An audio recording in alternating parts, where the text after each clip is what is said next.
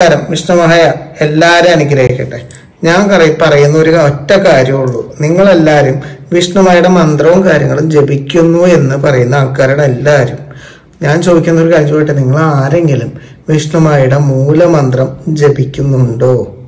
ഇല്ലല്ലോ. എല്ലാവരും ജപിക്കുന്നത് ധ്യാനമന്ത്രമാണ്. ആ ധ്യാനമന്ത്രത്തിനേക്കാൾ കൂടുതൽ ശക്തിയാണ് മൂലമന്ത്രത്തിന്.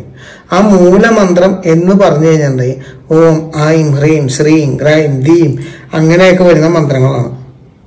അതല്ല നിങ്ങൾ ജപിക്കുന്നത്.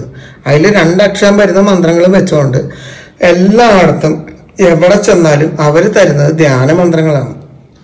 നീളവും വീതിയും കൂടുതലുള്ള മന്ത്രങ്ങൾ ജപിച്ചിട്ട് വലിയ കാര്യമൊന്നുമില്ല. നമ്മൾ ശക്തിക്കനുസരിച്ച് നമ്മുടെ കാര്യങ്ങൾ നടക്കുന്നുവോ ആ മന്ത്രങ്ങളാണ് നമ്മൾ കൊണ്ടുനടക്കേണ്ടത്.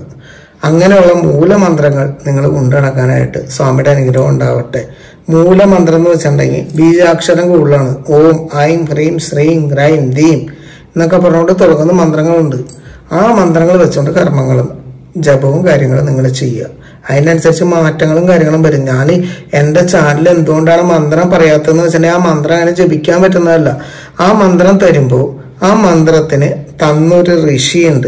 അതിനൊരു മൂലമന്ത്രം തന്നൊരു ഋഷി ഉണ്ടെങ്കിൽ ഛന്ദസ് ഉണ്ട്, ധ്യാനമന്ത്രങ്ങളുണ്ട്. നിങ്ങൾക്ക് കിട്ടുന്നതെല്ലാം ധ്യാനമന്ത്രങ്ങളാണ്.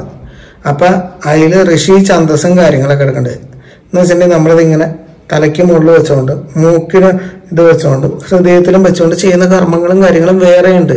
പിന്നെ ദിഗ്ബന്ധനം കാര്യങ്ങളൊക്കെ കിടക്കണ്ട. അതിൽ ഒരു നീതിയും വെച്ചാൽ പോലും അതിന് ചുറ്റും ദിഗ്ബന്ധനവും കാര്യങ്ങളും ഉണ്ട്. അതൊക്കെ പറഞ്ഞ് പഠിച്ച് യഥാശക്തി വെച്ച് കർമ്മങ്ങൾ ചെയ്യുമ്പോൾ അതിനാണ് ഏറ്റവും കൂടുതൽ ബലം. അത് നിങ്ങൾ ചെയ്യാൻ ശ്രമിക്കുക. ഓം ശ്രീ വിഷ്ണുമായ നമഃ.